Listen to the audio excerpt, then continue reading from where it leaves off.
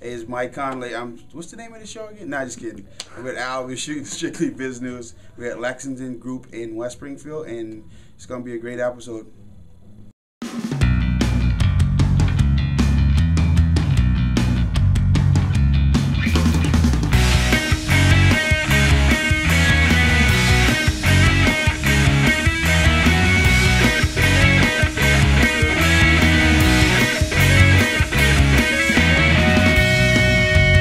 Welcome to another episode of Strictly Biz News. I want to thank Michael. I want to thank Scott for coming on. We're shooting at the Lexington Group in West Springfield, which you'll see a spotlight from them later on.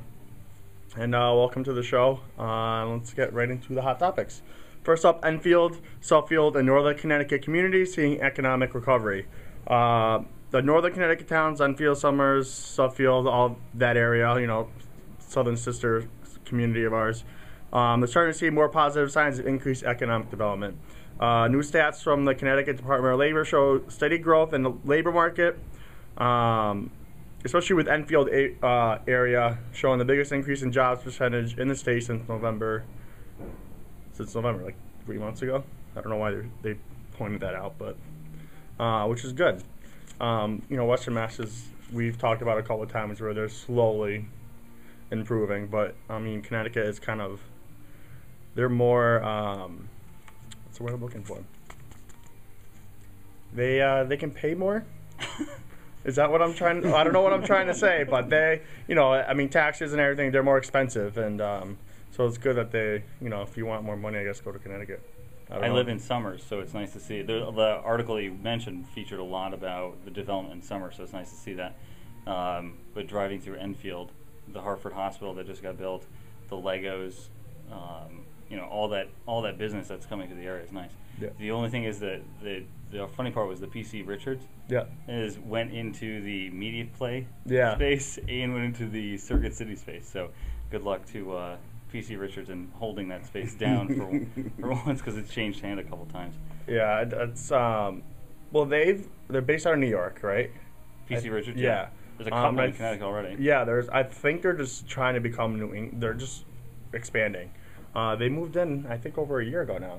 A little over a year ago. Stiff competition with the Best Buy. Yeah, Best Buy is right there, and you know, Best Buy just launched their buyback plan. The buyback plan, yeah, where if you buy something and then 2 months later they come out with a new one, aka the iPhone, they'll buy it back from you and you can buy the new product, which is a good idea. But it sucks for the competitors that don't do that, because now people are going to go to Best Buy, save your receipt, bring it in, and you can now return it. No, that was, no, you guys nailed it. Yeah, no. That was, you're just sitting there like I think we actually we've done a little bit of work in the Suffield area. Yeah. With sleep management down in that same Mach 1, kind of that Windsor Locks area. We've done a couple things. So it's nice to see development down there. Yeah. And it's dead space right now. You know, no one's in there. It's nice to see that people are actually buying land and building on it. Yeah. I think the Hartford Hospital was unused space, so they built a new one. I didn't even know until the article, I didn't even know they put Hartford Hospital in Enfield at all. No, and Johnson Memorial was over there. Oh, and now Hartford Hospital is right next to it, so you've got competing hospitals and competing programs right next to each other. I didn't even know that. Yeah. And I just realized the first three topics are all economic stuff. Yeah, it's a nice theme. It's a positive theme. I know. Positive episode today. Next up, Agawam is seeing growth in economic development, mostly due to the new retail businesses. There's a lot going on in Agawam for the businesses. The Insurance Center of New England, which was originally in West Springfield, they're moving to Agawam. They just bought over where the Oaks used to be and completely renovated it. And thank you to them, because they were one of our customers. So oh, nice. Thank you. The new McDonald's restaurant, which was $1 million project, opened. The Home Source warehouse, which was where the food mart is, where the whole area where it's kind of like been dead. It's kind of, you know, you see the dust or whatever it is, like you see in the Southwest roll by. Several mom and pop shops, the new Wilcox Insurance, but I mean, Agawam is just, new businesses have been moving in from either outside cities and moving into Agawam, or just new businesses going in, and they've just been doing great so far.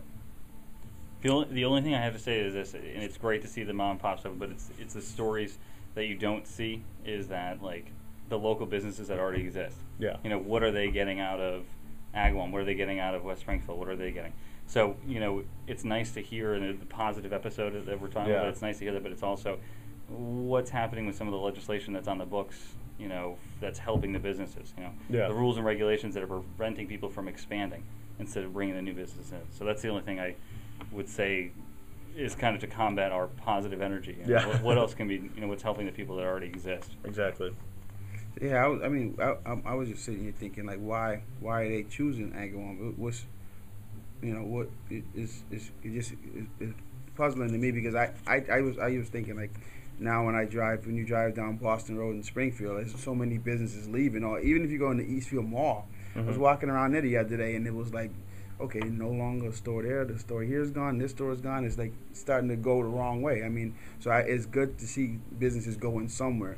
And I mean and like I said, not to kill the positivity, but that's why it's important for the residents of a certain city to kind of, you know, conduct themselves in a way where, you know, the consumers will feel comfortable shopping. Like like you really don't want to go downtown Springfield after a certain time. You're kind of nervous. So if you want to see our, you know, Springfield grow, because I live in Springfield.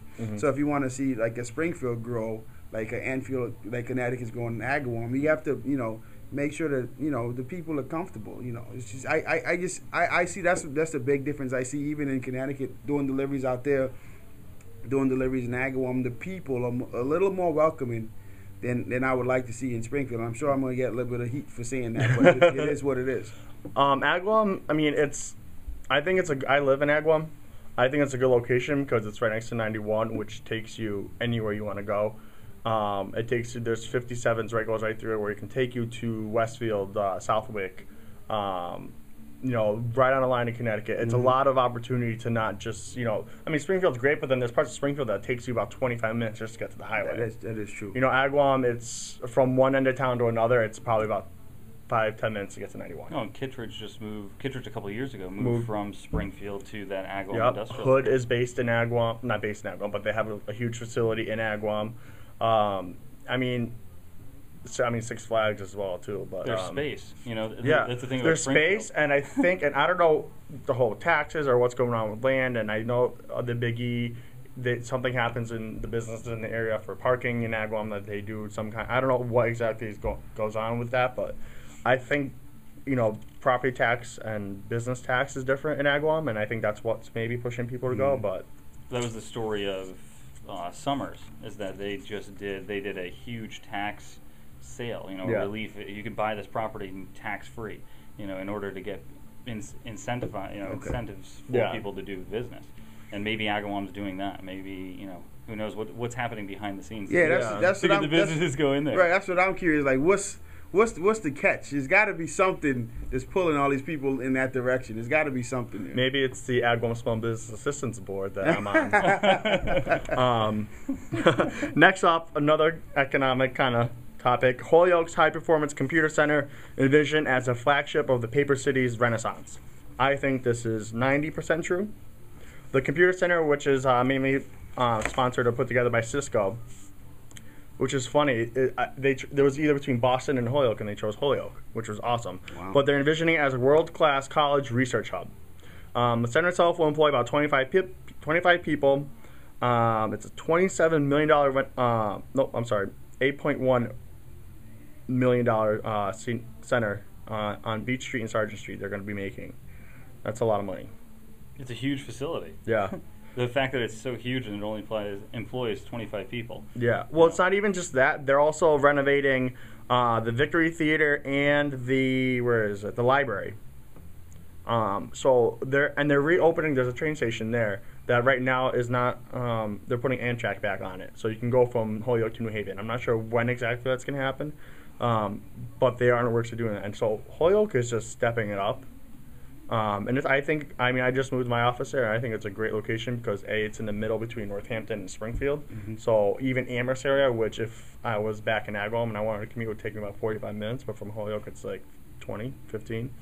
I just see a lot of promise in Holyoke. It's one of the reasons why I moved there. And you're in Open Square right now, right? I'm in Open Square. Yeah, Open Square is another great facility. that they just renovated. Instead of tearing down mills, they just renovated it into office space. We've done, we've looked at your space. We've also looked at another space up on the 4th floor, and it's a really nice facility. Yeah, I mean, they renovated it and they're keeping it modern, but keeping all the everything that was there originally as well. So it's a very nice space, and they have event space. They have and they have the 1st floor has like a salon, and I mean, just a cafe down there. Cafe, and just Holyoke as a whole, like they're just changing the business scene in Holyoke, and I think it's changing for the best. It's nice to see they're trying. Yeah. See, that's the same thing I'm talking about. Again, this is another. See, and I'm just here fighting for Springfield because when I saw it, I was thinking, man, look at all these different towns. Everything's like going all around. Yeah. In Springfield, we've been trying to make a little bit of some moves, but I would like to see us jump on this bandwagon too and be more attractive. Well, the thing is, all these towns are doing great, but not everyone. You know what I mean? It can't be like everyone. All of a sudden, all these businesses want to move to Western Mass. It's just. And especially the Holyoke, the center won't be even expected to open until December of 2012. Right. So, I mean, it's not nothing. None of this happens overnight. So, but I mean, there's a ball rolling. At least they have a ball rolling. Yeah. I don't know, man. I wish I had the answer for that one. I think that's why it's probably just sticking in my brain because there's got to be something for. Well, something for Springfield. On to the next topic. Pioneer Valley as a whole. This is an article from MassLive.com, and I like this article. Bad times still good for Pioneer Valley innovation companies. The economy is getting better. As the economy was getting bad, so did the fortunes for a lot of the companies. But they're saying but some of the innovation has been good for some of the companies that. Let me start this over. For the companies that are innovative, they've been doing very well when the times have been bad because they've been doing things differently. Mm-hmm. I think, and it shows, especially in the highest percentage of growth has been green energy.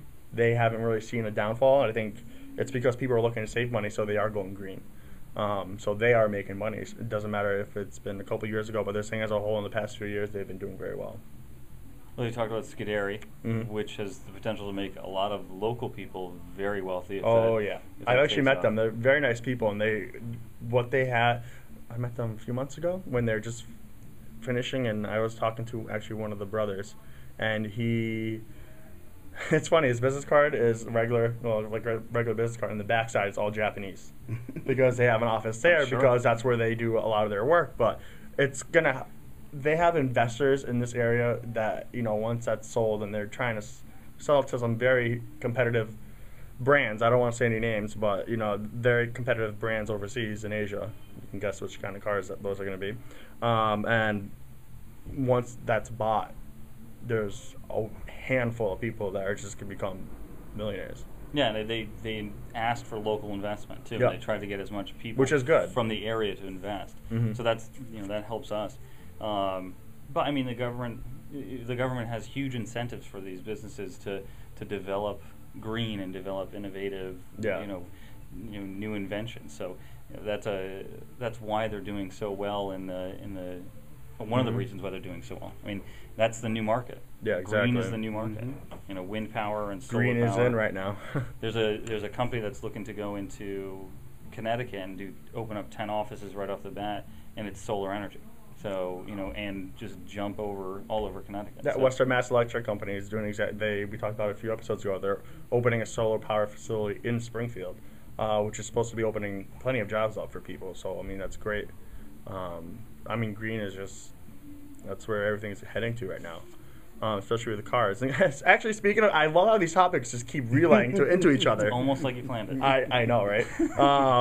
Actually, accidentally planned. The last not the last topic, but Peter Pan's green cab is really taking up the taxi competitiveness. Paul Lemieux, who's the founder of the green cab, made its debut, I think, early October in the Northampton, Amherst area, and it's just been a huge splash in New Hampshire County where people are opting for the green cab compared to a regular cab. Obviously, it's hybrid and good for the economy and good for the environment, not the economy, but so very eco-friendly. I think it's a great idea.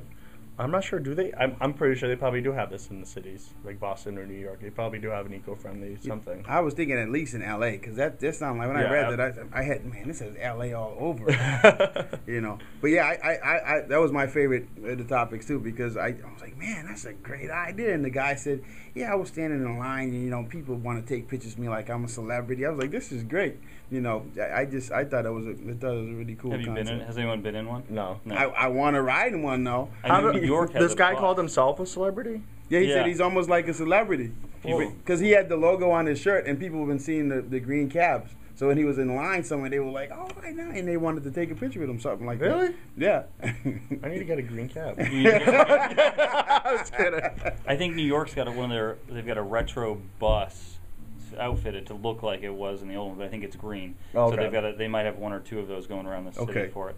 But I was wondering what the reading the article, I was like, I wonder what the after hours crowd, the people up in Northampton, if they're calling for a green cab at 1 or 2 in the morning, or if they don't care, they're just calling for whatever cab it is. Whatever the easiest number on speed dial. Yeah, they said it was difficult to start up because it's more expensive. It's about $30,000 to buy one of those versus $500 to buy a minivan.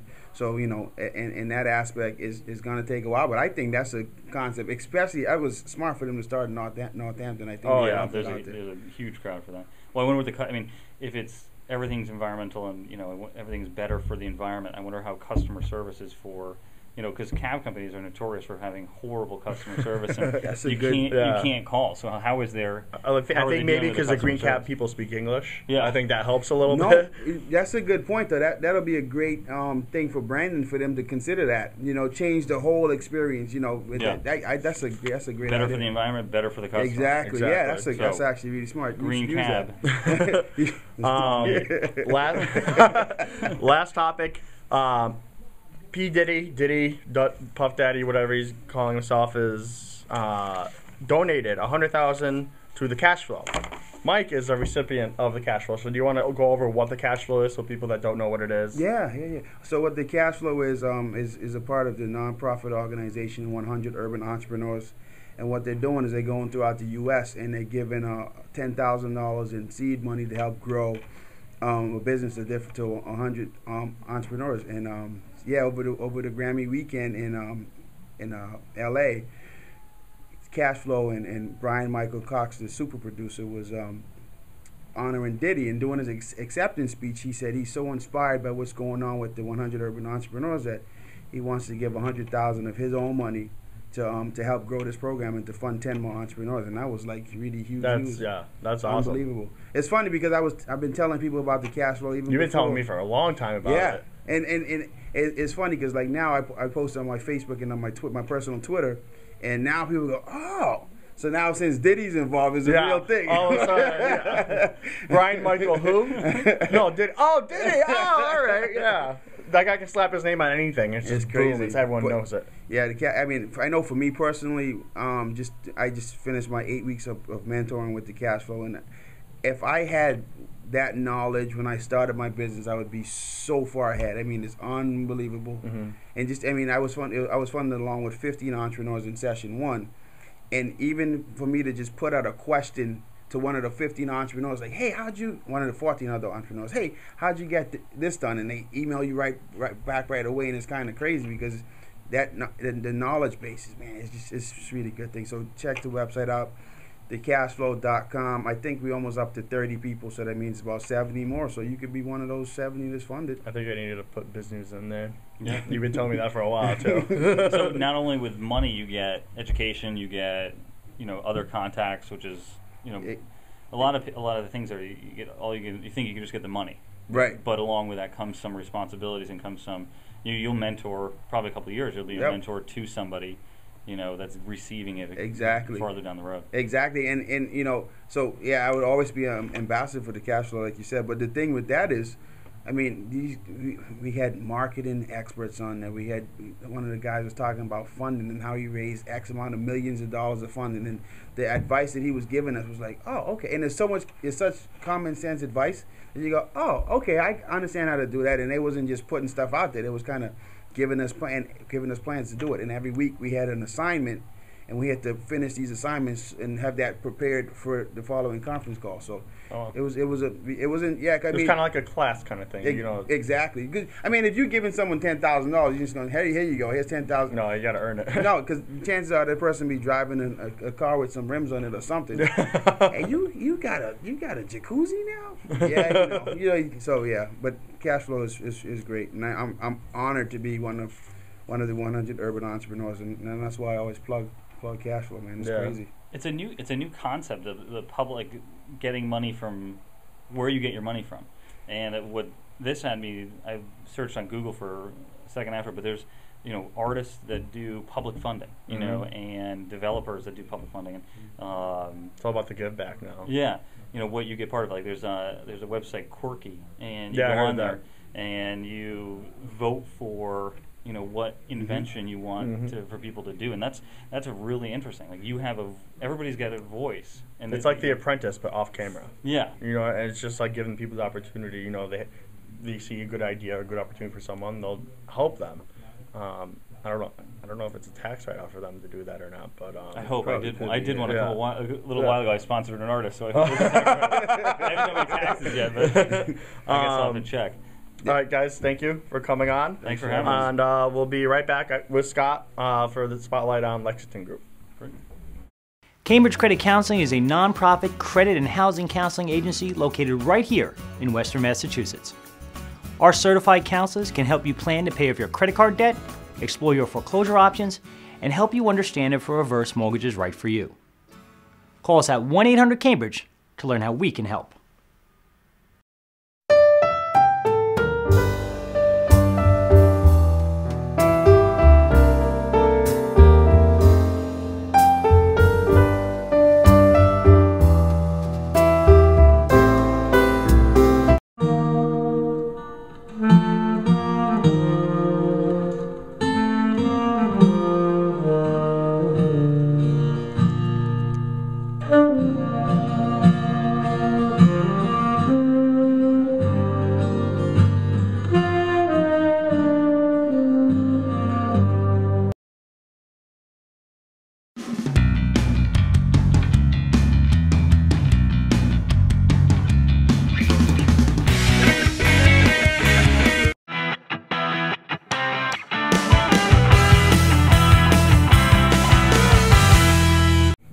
Welcome back to the Business Spotlight. I'm here with Scott from Lexington Group.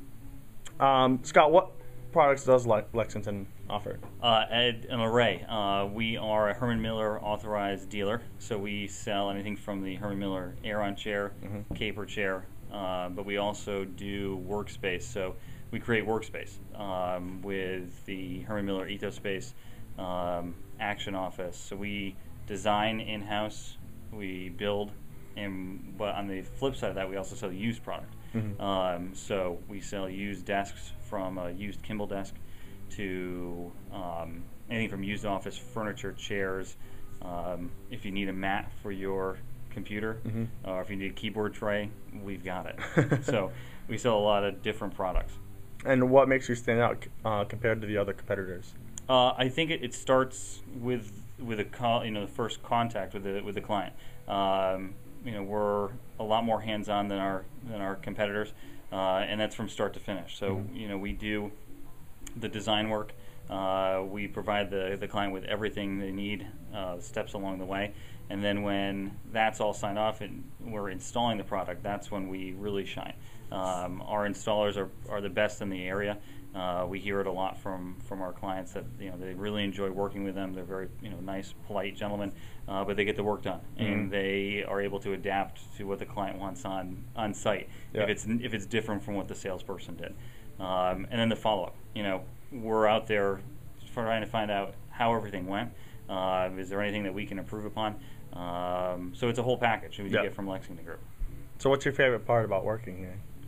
It's different. Having come from the restaurant industry, and being new here at Lexington Group, it's a lot of fun. It's every day is dealing with a different client or dealing with a different personality, and that's a lot of fun. The product is, also great to work with. It's fun to sell an Aeron chair. Yeah. It's fun to sit in a spring green caper chair. Yeah.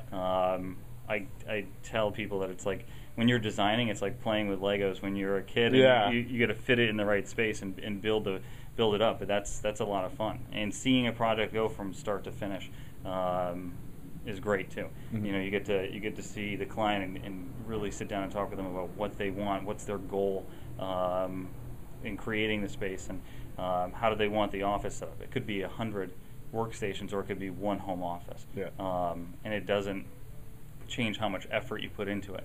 So I think working with the client on a daily basis and going through the project is probably the best part. Although I don't mind the Herman Miller stuff. Yeah. So what's next for Lexington Group? We're constantly looking to what we can do better. Mm-hmm. If it's getting back, how we can connect with people or get back to them faster, how we can deliver the product faster. Right now, we used to do everything through word of mouth, and that's how we got our clients. Mm-hmm. And we're examining how we can kind of do a better job of getting more clients, mm-hmm. Whether or not be through social media, Twitter, Facebook, or hard mail and hard media, I guess it would be called, with mailings and email updates. But that's the next for us is getting bigger. Yeah. We're a good size now. We do a great job, and how do we expand? How do we get bigger in the area? What's the website, so if they want to check out more information on you guys? It's www.lexingtongroupinc.com. And what's your email if they want to contact you? Sure. You can contact me at Scott at Yes. I think it's Scott at LexingtonGroupInc.com. That's my email address. And anything else you want to tell the viewers about Lexington? We've been here for 21 years, and we're not really well known, I guess, in the area for being here. But a lot of people just this week have come in and gone, I didn't know you were here. But we've been around for 21 years. We're well established. The owner, Mark Proshan, started when he got laid off from an insurance job, and part of his job at that point was to sell all the office furniture. So he ended up buying it and selling it to a woman in Texas, and that's how he got into the industry. So we've been here, the same building, for that time period. So wow. And we like to think that we're well known, but we know that we need to expand and reach out a little bit more. So. Well, hopefully this helped a little bit. Yeah. Scott, thank you, and we'll be right back. Thank you very much.